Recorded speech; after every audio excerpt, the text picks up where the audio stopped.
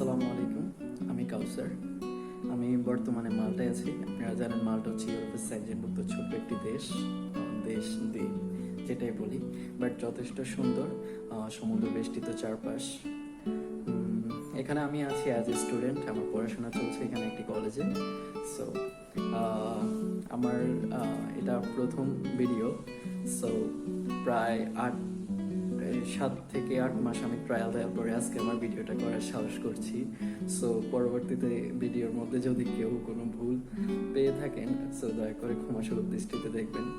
প্রায় 1000 বার ট্রায়াল দেওয়ার পরে আজকে আমি সাহস করছি যে আজকে ভিডিওটা করি। আমার এখানে অ্যাব্রোড লাইফে আসার পরে যে ক্রিটিক্যাল সিচুয়েশনে পড়েছি, যে কোভিড-19 প্যান্ডেমিক অবস্থাটা, লকডাউন আমার কীভাবে কেটেছে, এই জিনিসের এক্সপিরিয়েন্সগুলো তুলে ধরার জন্য আমার প্রায় up to 1000 times I gave trial to make this video. So আজকে সাহস করে ভিডিওটা করছি। সো আশা করি আমার এখানের অ্যাব্রোড লাইফের অ্যাজ এ স্টুডেন্ট আমার লকডাউনের দিনগুলো কীভাবে কেটেছে, এই ক্রিটিক্যাল সিচুয়েশনটা আমি কীভাবে কাটিয়েছি এবং বর্তমানে কীভাবে কাটছে, এই এক্সপিরিয়েন্সগুলো তুলে ধরলে হয়তো মনে করি যে যারা ভবিষ্যতে আসবে, যদি এমন কোনো সিচুয়েশনে পড়ে, তারা মোটামুটি কিছুটা প্রিপেয়ার্ড হতে পারবে। সেই জন্য ভিডিওটা করা, কারণ আমার মতো অনেক স্টুডেন্টই আছে যারা বাইরে পড়াশোনার স্বপ্ন নিয়ে আছে, বাইরে আসার জন্য প্রস্তুতি নিচ্ছে। সো যাই হোক, আমি আসি এখানে last year maybe 23rd October এখানে আমি ল্যান্ডিং করি। সো এরপরে আসার প্রায় 1.5-2 মাস পরে আমার ভালোই লাইফ চলছে সব মিলিয়ে। সো নর্মালি এরপরে শুনতে পাই যে একটা ভাইরাস আসছে। সো মালটা এটা প্রথম শনাক্ত হয় 7th মার্চ। ইটালি থেকে আসা একটা ফ্যামিলির মধ্যে এই জিনিসটা প্রথম শনাক্ত হয়। এরপরে স্লোলি 1-2 জন, 3 জন, 4 জন, এভাবে 10-12 জন। প্রথম ধাপে খুব বলতে গেলে খুব বেশি পেয়েছে সেটাও না, 10-15 জন, 20 জন এভাবে পাচ্ছে, রিকভারি করছে। বাট যথেষ্ট তারা সিকিউর একটা পরিবেশ দিয়েছিল হসপিটালে, যে সেজন্য এখানে মানুষ খুবই কম মারা গিয়েছিল। এই পর্যন্ত, শুরু থেকে এই পর্যন্ত মাত্র 13 জন মারা গিয়েছে। আর যারা মারা গিয়েছে তাদের বয়স বলতে গেলে আপ টু 80।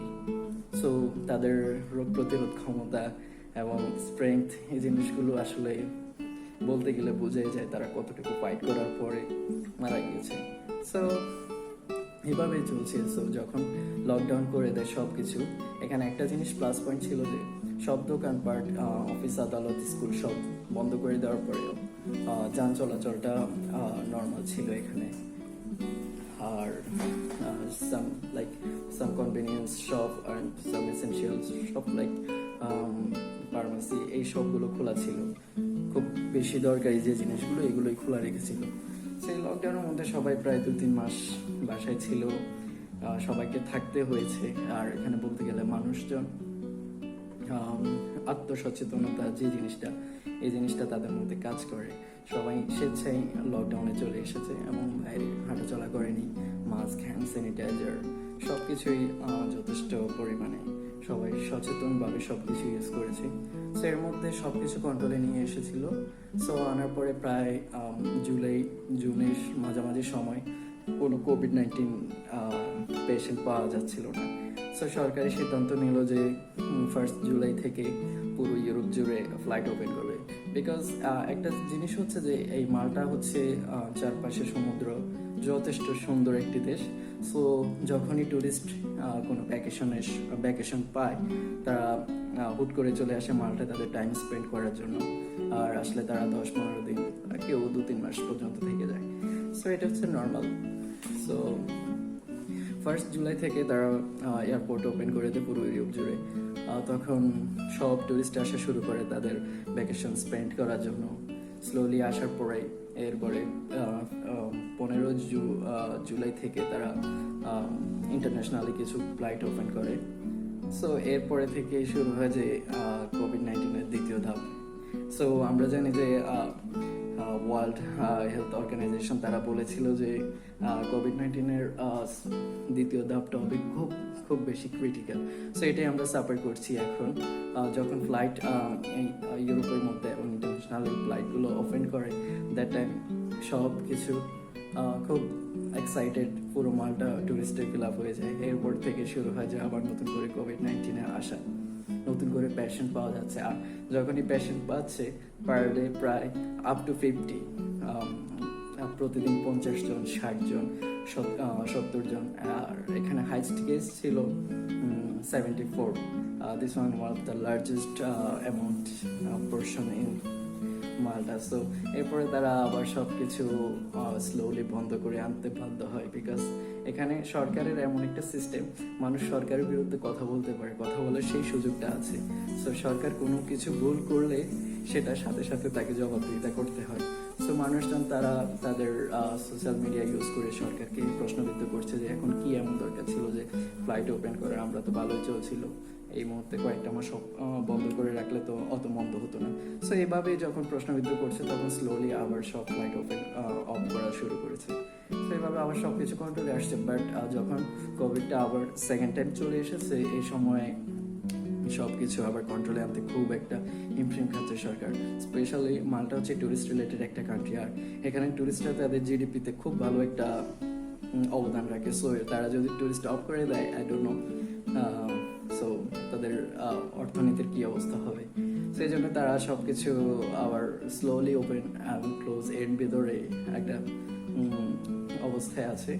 সো এখন আবার যারা মালটায় আসছে তাদের নাকি আবার 14 দিন করে কোয়ারেন্টাইন দিতে বাধ্য হচ্ছে। সো এভাবে চলছে। আর এর মধ্যে মার্চ এপ্রিল থেকে আমাদের লকডাউন শুরু। সো আমাদের প্রায় 3 মাস লকডাউনে থাকতে হয়েছে। সো আমরা যারা স্লিম ছিলাম, হ্যাংলা পাতলা ছিলাম, তারা একটু হেলদি হয়ে গেছে, অনেকের পেট বেড়ে গেছে। আর শুধু বাসায় থাকতে হচ্ছে 3 মাস, খাওয়া দাওয়া, ঘুম, টিভি দেখা, এটাই ছিল আমাদের লকডাউনের সময়। সো আর একটা জিনিস হচ্ছে যে এখানে পড়াশোনা, যারা স্টুডেন্ট ছিল তাদের সব কিছু অনলাইন কেস হয়ে গেছে। সো এখন আমরা আমাদের ক্লাস অনলাইনে করছি। সো অনলাইনে আমাদের ক্লাস করতে হয়, অ্যাসাইনমেন্ট জমা দিতে হয়, প্রেজেন্টেশন দিতে হয়, লাইক দ্যাট সব কিছু অনলাইন হয়ে গেছে। সো এখনও এভাবে চলছে। সো যখন প্রথম কোভিড-19-এর প্রথম ধাপটা কিছুটা কন্ট্রোলে আসছে, তো সরকার সিদ্ধান্ত নেয় যে সেপ্টেম্বরে তারা স্কুল, কলেজ, ইউনিভার্সিটি খুলবে। সো এরপরে যখন আবার দ্বিতীয় ধাপে কোভিড-19-এর যে মহামারী শুরু হয় এখানে, তারা সেপ্টেম্বরের আসার আগেই অগাস্টের মধ্যে আবার সিদ্ধান্ত নেয় যে স্কুল, কলেজ আবার অনলাইন ওয়াইজ হয়ে যাবে। সো এইভাবে সব কিছু আবার অনলাইনে চলে আসে। যারা আমরা ক্যাম্পাসটাকে মিস করছিলাম, যেখানে বন্ধুরা সবাই মিলে আড্ডা দেই, প্লেগ্রাউন্ডে সবাই মজা করি, বাট সবাই আবার কিছুটা এক্সাইটেড হয়েছে যে ক্যাম্পাসে যাব। বাট দুর্ভাগ্য আমাদের আর যাওয়া হচ্ছে না এখন আপাতত। সো সবাইকে আবার অনলাইনে ক্লাস করতে হচ্ছে, সব কিছু অনলাইনে করতে হচ্ছে। সো এভাবে চলছে আমাদের লাইফ। আর এখন বর্তমানে একটা জিনিস হচ্ছে এখানে সরকার সবাইকে, যে বিজনেসম্যান আছে, কারণ এখানে দিন দিন টুরিস্ট কম আসছে, যেহেতু আবার দ্বিতীয় ধাপে কোভিড-19 শুরু হয়েছে। সো বিজনেসম্যান, যারা রেস্টুরেন্ট আছে, যাদের বিজনেস আছে, সবাই খুব ক্রিটিক্যাল অবস্থায় পড়ে গেছে।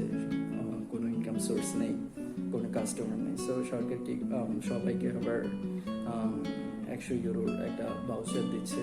সো এই ভাউচারের মধ্যে 80 ইউরো হচ্ছে শুধু রেস্টুরেন্টে খাওয়া দাওয়া করার জন্য, আর 20 ইউরো হচ্ছে শপিং করার জন্য। সো এভাবে যখন সরকার সবাইকে ভাউচার দিচ্ছে, সো সবাই রেস্টুরেন্টে যাচ্ছে, খাওয়া দাওয়া করছে, আবার সব কিছু মোটামুটি প্রাণবন্ত হয়ে উঠছে। এর ভিতরে চলছে এখন সব কিছু আবার বলতে যায় মাল্টিস যারা আছে তারা খুব এই ভাইরাস অসুখ বিসুখ এই জিনিসগুলো নিয়ে তারা খুব একটা আতঙ্কিত থাকে। সো তারা অতটা বাইরে আসে না যখন না সব কিছু নিরাপদ হয়। সো এর মধ্যে টুরিস্টরা আসছে যাচ্ছে, তাদের টাইম স্পেন্ড করছে। সো মোটামুটি যখন সরকার 100 ইউরো ভাউচার দিচ্ছে সবাইকে, আমরা যারা আছি আমরাও পাচ্ছি। স্টুডেন্ট A to Z যতজনের আইডি কার্ড আছে সবাই পাচ্ছে। সো সবাই মোটামুটি এই টাইম স্পেন্ড করছে, খাওয়া দাওয়া করছে। সো এভাবে আবার তারা তাদের বিজনেস যে অর্থনীতিটা আছে, এই জিনিস অর্থনীতির যে সাইকেলটা আছে সেটা আবার সচল করছে। সো এইভাবে চলছে এখানের লাইফ। আর এখানে বলতে গেলে সব কিছু এনজয় করার মতো, সব কিছু এক্সাইটেড, সো অ্যামেজিং যেটা বলা যায়, নাইট লাইফ সো অসাধারণ। বাট যদিও আমি একটু নিজেকে কন্ট্রোল রাখার চেষ্টা করি, সো মোটামুটি নাইট লাইফটাকে অ্যাভয়েড করি। আমি আছি আমার পড়াশোনা নিয়ে, আমার পার্ট টাইম জব নিয়ে যথেষ্ট ভালোই চলছে। সো আমার আমার বিস্তারিত নিয়ে আমি কোথায় পড়াশোনা করছি, কিভাবে আমার ক্লাস অ্যাসাইনমেন্ট সব কিছু আমি করছি, আর কিভাবে আমার ভ্যাকেশন ছুটির দিনগুলো স্পেন্ড করি, এই জিনিসগুলো নিয়ে অন্য একদিন ভিডিও করব। সো ভিডিও যথেষ্ট লেংথি হয়ে যাচ্ছে আর এর মধ্যে অনেক ভুল আছে। সো যদিও কেউ শনাক্ত করতে পারেন আমাকে ক্ষমাসুলভ দৃষ্টিতে দেখবেন। আমি বলেছি প্রায় লকডাউন শুরু থেকে এই পর্যন্ত আমি অনেক ট্রায়াল দেওয়ার পরে, প্রায় 1000 বার ট্রায়াল দেওয়ার পরে আজকে আমার ভিডিওটা করার সিদ্ধান্ত নিয়েছি। সো যদি কোনো ভুল ভ্রান্তি হয়ে থাকে সবাই ক্ষমাসুলভ দৃষ্টিতে দেখবেন।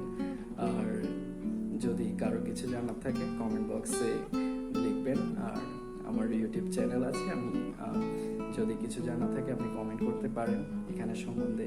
এখানে অ্যাজ এ স্টুডেন্ট আপনি কিভাবে আসবেন, ওয়ার্কার হিসেবে আসা যায় কিনা, আর এখানে সুযোগ সুবিধা কেমন, যদি কারো কিছু জানা থাকে কমেন্ট বক্সে অবশ্যই লিখে দেবেন। আমি চেষ্টা করব আমার অভিজ্ঞতা এবং যতটুকু জানি তার ভেতর থেকে জানানোর, আর না জানিয়ে থাকলে জানি আপনাকে জানানো। সো আজকে এখানেই থাকুক, ভিডিওটা যথেষ্ট লেংথি হয়ে যাচ্ছে, সো একটু পরে এটা বোরিংলি করবে। সো আবারও বলছি আমি অনেক ট্রায়াল দেওয়ার পরে আজকে আমার ভিডিওটা করার সাহস করেছি। সো দয়া করে সবাই ক্ষমাসুলভ দৃষ্টিতে দেখবেন আর আমার জন্য দোয়া করবেন যাতে কিনা ভালোভাবে থাকতে পারি। আর আমাদের বাংলাদেশি যারা নিউ স্টুডেন্ট অ্যাব্রোডে আসতে চান তাদের যাতে কোনো যদি হেল্পের প্রয়োজন হয় আমি আমার পক্ষ থেকে আমি সাহায্যটা করতে পারি। আর অন্যান্য যদি কোনো ইউরোপিয়ান ইনফরমেশন লাগে তাহলে আমাকে জানাবেন, আমি আমার পক্ষ থেকে সর্বোচ্চ চেষ্টা করবো আপনাদের সব কিছু জানাতে। সো আজকে এখানেই থাকুক।